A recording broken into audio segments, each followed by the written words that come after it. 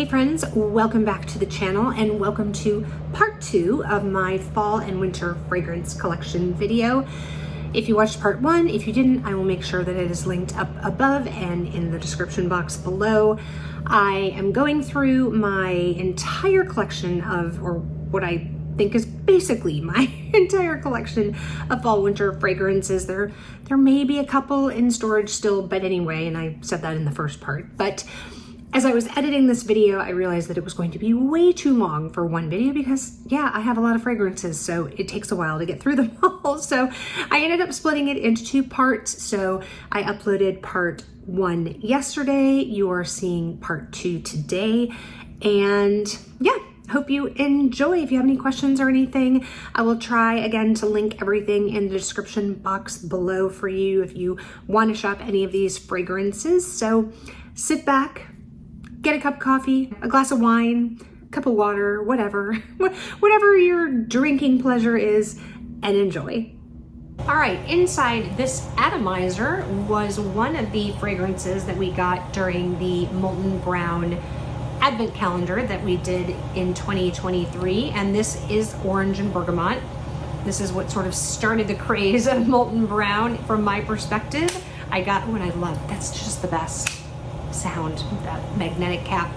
Anyway, I got several different fragrances and I'll go through those. I have some of them sitting over here on the shelf that are like these mini, they're definitely travel. I think these are probably 10 mils, so you can see, let me hold up the difference. So this is like a regular travel size is what I would say, ones that you know, like buy at like Sephora or whatever, and then this is this little kind of mini version. So I think this is 10, I think this is 20 in the kind of standard size. But anyway, I like that it just pops in this atomizer here, and then you have, you know, kind of a prettier little way to carry it. So this is Orange and Bergamot. Top notes are orange, bergamot, wow, rocket science, right?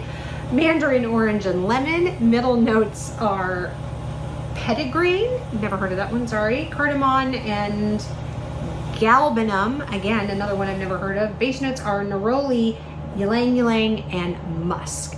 So again, we obviously have this in the shower gel. Both David and I love this. I'm gonna let him try this as a fragrance. I don't love it as a fragrance on me, but maybe I'll give it to him to try. But I will also now show you some of the other ones that we got in the advent calendar that I think are more fall winter fragrances. Okay, so as you can see here, I've got actually, what's this? 6 different little minis.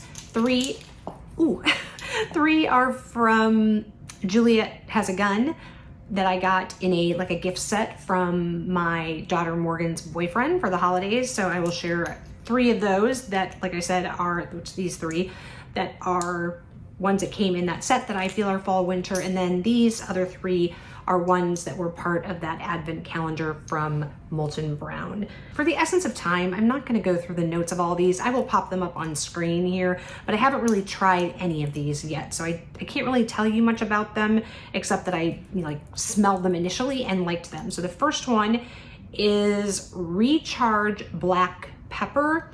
Again, you can definitely smell the sort of spicy note to this, but it's not super in your face peppery, and I think that's whatever recharge means. It has sort of an invigorating scent to it, if that makes any sense whatsoever, but definitely smells like a fall winter fragrance to me, and I'm assuming if I looked it up here it would say the same thing.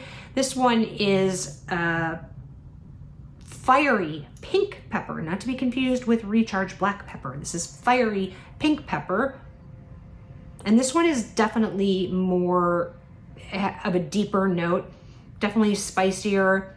I could actually really see this on David very well. In addition to me, all of these seem very unisex, but there were some, especially that I put in my spring summer collection fragrances that definitely leaned more feminine to me, but anyway. And then this last one here is Tobacco Absolute. I tend to not love heavy tobacco fragrances. I think I will like them, and then when I smell them, I'm not as big of a fan as I think. But this one, as I recall, really had a nice scent to it. I could see myself wearing this, and I could definitely see David wearing this. So again, I will have popped notes up here on the screen, and those are the other 3 fall winter fragrances that we got from Molton Brown in the advent calendar. All right, so the 3 Juliet has a gun. I realize actually one is not a perfume, so I will put that one back here because that one actually technically belongs in the spring summer version. So this first one is called Vanilla Vibes, and the second one is called like literally just M's. What's interesting to me is I get more vanilla fragrance out of than I do out of Vanilla Vibes. And out of Vanilla Vibes, I get more of a kind of a deeper, a heavier fragrance. And I don't really get, like, when I think of vanilla, I think gourmand. I think of a sweet fragrance, which is definitely more what smells like to me. But Vanilla Vibes, like I said, has a deeper, more intense fragrance to it in my mind. So I'm just gonna look this up and see what the notes are in Vanilla Vibes because I'm curious. Okay, so this makes a little more sense then why I am getting the feelings that I'm getting. The top note of Vanilla Vibes is salt, which is interesting. The middle notes are Vanilla Absolute and Orchid, and the base notes are tonka bean, sandalwood, musk, and benzoin. So that definitely, I think, is leaning towards then why I'm smelling what I'm smelling out of Vanilla Vibes versus the In fact, let's look up So really the only vanilla note in Vanilla Vibes is Vanilla Absolute. Yeah, it's definitely a sweeter fragrance. So the notes in are raspberry, geranium, and neroli. Middle notes are tuberose, iris, orange blossom, jasmine, sambac, I don't know how to pronounce that. Base notes are vanilla, caramel, again, which to me kind of go together, which makes it that more vanilla-y sort of gourmand fragrance, which goes along with that name, right? It's supposed to like it's delicious. Sandalwood, heliotrope, white musk, and patchouli. So I have worn both of these. As you can see, I've, gone through probably almost a third of both of them. I really have enjoyed them both. I could definitely see adding both of these to my collection. Maybe not in a full size bottle, but maybe, but maybe in like this bigger travel size. But anyway, I'm enjoying them nonetheless. Next up is from the house of Jo Malone, and this is, look at the fingerprints on there, is Gardenia and Oud Absolute. This is definitely, I would say, kind of a different fragrance for Jo Malone. Like many Jo Malone fragrances, not very long lasting. That is my one big gripe with Jo Malone fragrances in general, and this one doesn't really fall far from the path or far from the tree as far as that particular characteristic. I do really like it though. Again, it's definitely more of a spicy, oh God, I really do like it. I wish it lasted longer because I really do like the fragrance. The notes, top notes are white flowers. Interesting, there's very few notes in here. Middle notes are gardenia. Base notes are oud, white musk, and amber. So not a whole lot of notes in here, but I don't know that I get gardenia out of this because I have gardenia from Chanel in my spring summer, and I certainly don't get gardenia in here, but I love this fragrance. Again, would be certainly something that I would potentially buy a travel size it. I don't think they make these. They only make a couple of these types of fragrances in these bottles. I don't know what I don't know if it's like the Absolute collection or something. I don't know why some come in this bottle, but there's very few that come in this bottle. But my point is, I don't think they sell travel sizes of these, so I might have to get like one of those little like travel atomizers and make my own. But love this one, just wished it lasted longer. Next up, by the way, we're getting to like the last 6 or so, is by a company called Belayered. They are definitely kind of a dupe fragrance or inspired by fragrance company, and this specific one is called Paris Nights. And it is a dupe or inspired by Guerlain's Mont Guerlain. honestly not one of my favorites. I mean, you can see I've used it hardly at all. This one, I honestly probably should declutter because I really don't love it. I think maybe I've worn it once or twice since I got it, and it just, I have other ones that I love so much that when I'm going to pick a fragrance, like I would never pick this. Like there's no situation where I would see myself picking this fragrance. So yeah, let me know if you are a Malone Gardenia fan and you wouldn't mind having, you know, an inspired by. If you live in the United States, I don't know if I can ship fragrance. Can you ship fragrance? I mean, you obviously can ship fragrance because I can order fragrance, but like as a person, can you ship I don't know. Anyway, let me know. We'll see if I can figure something out if you want it. Anyway, notes on here. Wow, there are a whole bunch of them, but they're not interestingly broken down by like top, middle, and bottom, or yeah, base. So I'll bring this over here so I don't look away because there's a lot. Lavender, iris, licorice, coumarin, Australian sandalwood. There we go again with the Australian sandalwood. Bergamot, Tahitian vanilla, benzoin, patchouli, jasmine, sambac. I need to look that up clearly, and rose. So a lot of notes. I assume those are similar notes to Malone Gardenia, but you know what? I'm actually going to take this off the tray and put this up here because it doesn't need to be on this tray anymore. All right, this is one that I just very recently revealed on my channel, and this is by Clive Christian is the house, and it is 20 Iconic Feminine. Now there also is an Iconic Masculine or male, I don't know which one it is. Anyway, I have the feminine version. Again, love this, but again, my issue is longevity, and for the price of this fragrance, it needs to last longer. I mean, I don't know if I need to like spray more sprays, but then I'm gonna go through it faster, and my gosh, this was pricey enough for 50 ml. But I do love the fragrance. I love the bottle. I think the bottle's beautiful. I mean, look at this cap, is beautiful. Notes in this, not very many. Top notes are saffron, middle notes are plum, violet, and damask rose, and base notes are amber and honey. But I don't know, the mix of those notes are amazing. I just, yeah, I love the scent of this. I just wish I could figure out a way to make it last longer. I wouldn't say that it's like, has a huge projection and, you know, or sillage. It's certainly not a skin scent, but I wouldn't say it's not gonna fill the room, I guess is my point. I would say, you know, maybe it's got like a couple feet scent cloud to it. But yeah, if you are looking for a beautiful fragrance, you don't mind spending quite a bit of money on a smaller bottle that doesn't last longer. Wow, I'm doing a great sales job, aren't I? Check out Clive Christian 20 Iconic Feminine. Okay, we've got 3 more after this, and we'll talk about a fan favorite for lots of people out in the world, and that is Baccarat Rouge 540, but again in the extrait. Not gonna try to do the French thing anymore. Again, I wear the regular Baccarat Rouge 540 during the spring, summertime, and I break out this bottle for the fall, winter. Recently, you guys have been hearing me talk about layering this with another fragrance that we're about to talk about, Oud for Greatness. I think they go amazingly together. I've also layered this with Rose Gourmand. I've also layered this with Vanilla 28 from Kayali. Notes on this, top notes are bitter almond and saffron. Middle notes are Egyptian jasmine and cedar. Base notes are ambergris, woody notes, and musk. It definitely has a slightly different fragrance scent to it than regular Baccarat Rouge.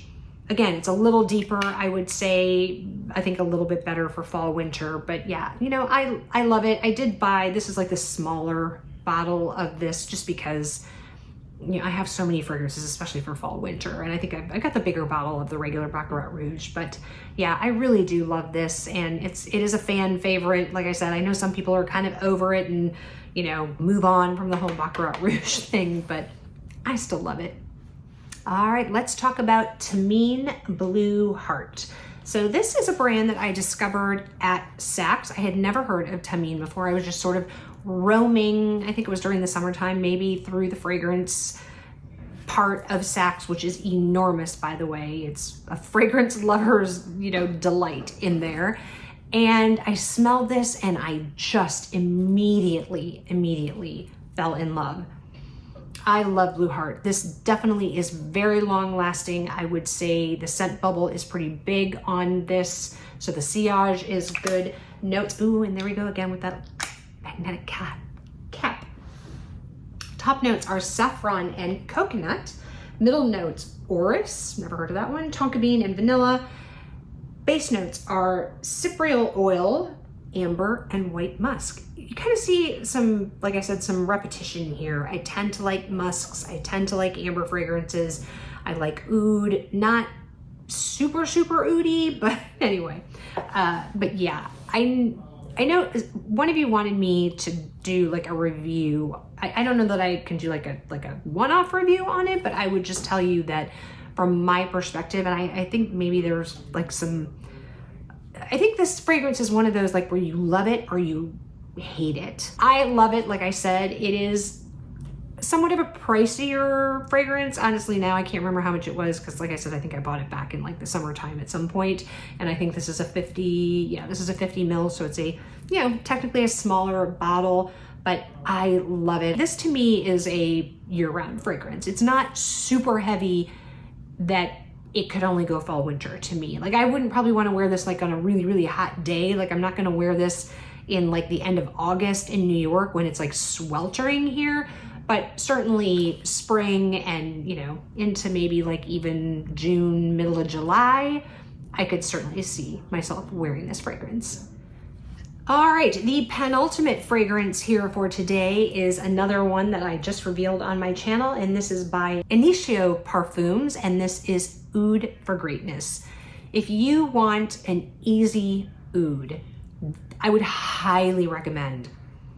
Oh, I just love this fragrance. I really do need to get a travel version of this. This needs to be added to my travel bag. Unfortunately, I can't add it now, but I don't think it goes against my rules if I buy some of those little like travel atomizer things that you then like spray, you fill with like your other bottles. I don't think that goes against my rule because I'm not buying anything. I'm not buying a fragrance. I'm just buying something so that I can like decant part of my fragrance to make it into a travel. But oh, I just love this. And like I said, layered with Baccarat Rouge 540, chef's kiss. I mean, this is chef's kiss on its own.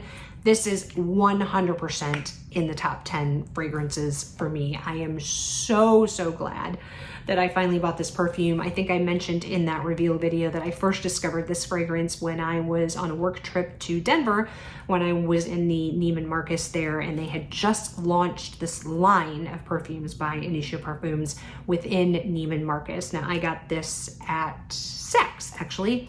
So I don't know when Saks started carrying it, but it was, like I said, new to Neiman Marcus.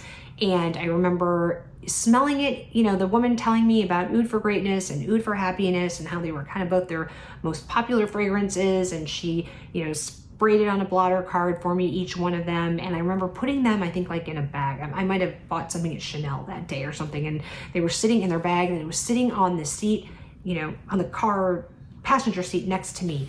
And I remember just thinking, oh my gosh, what is that fragrance? It's amazing. And it's Oud for Greatness. And I just absolutely love it.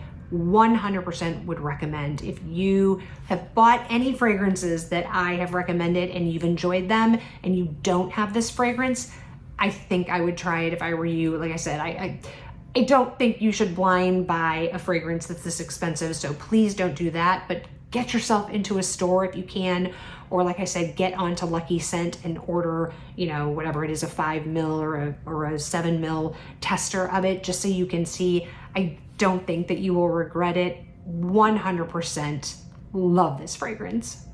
And I totally forgot to tell you the notes. Saffron, nutmeg, and lavender in the top, agarwood or oud, obviously, in the middle, and patchouli and musk in the base. So again, love it. If this was a would I buy it again, 110%.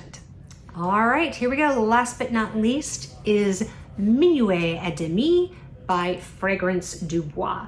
This was a fragrance that was in collaboration with Demi Rawling. If you watch her, if you're into fragrance, I would highly recommend her channel on YouTube. She does great fragrance reviews and obviously is very big in the fragrance community, hence the reason why she did this collab with Fragrance du Bois. First of all, the bottle, just stunning. I mean, you know, look at this cap with the stones inset, and it just, the box that it comes in is like, it's like opening like a Rolex watch. It's beautiful and amazing. All right, notes here are cardamom, pimento, and bergamot. Middle notes are caramel and coffee. Base notes are vanilla, Madagascar vanilla, tobacco, cinnamon, musk, cashmere, cedar, liquor, and vetiver. People say this really reminds them, and again, if you look on Fragrantica, you'll see this. It reminds people of Changing Constants by Penhaligon's. Now, I have not smelled it. I've tried to. A couple places that I've gone that had Penhaligon's fragrances, but they didn't have Changing Constants. I also tried to get a sample recently of Changing Constants, again, from Lucky Scent, and they were sold out. Either they were sold out or they just didn't have Changing Constants. I don't know what the deal is, but I need to get my nose on that fragrance because I would love to know if it truly is a dupe. Now, I know that Demi, when she speaks about her fragrance here, talks about how like she had never smelled Changing Constants. I think there's another one that people say it reminds them of, and I'm not remembering off the top of my head what it is, but she had never smelled either one of those fragrances when she created this, at least allegedly. I don't know, I'm just repeating what she said. My point is though, oh my God. Okay, I don't know how long I had like bleeding lipstick over in the corner of my mouth. Why don't you guys say something? Anyway, sorry about that. I don't know how many takes or things I've filmed that had that with it, but I'm sorry. I'm apologizing right now, but I'm not gonna go back and refilm everything. I'm sorry about that too. Anyway, 100% a repeat purchase for me if I go through this. I mean, you can kind of see how much let me try to do this, how much I've used.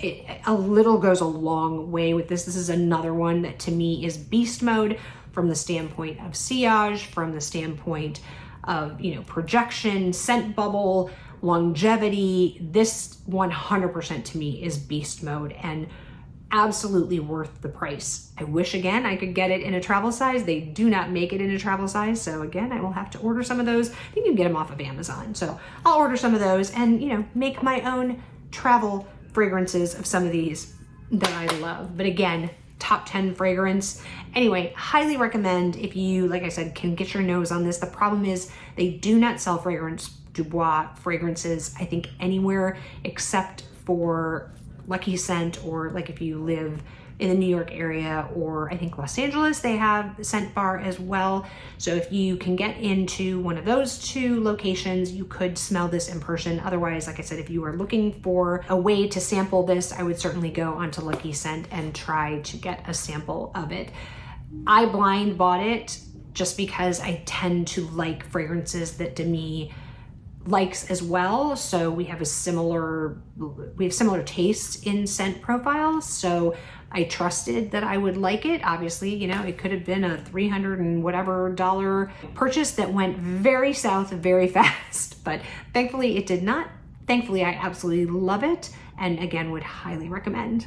All right, my friends, well, that is it. Those are my 17, well, I guess if you count this one that I took out of here, 18 plus whatever, 5 more of these little ones that are in my hand.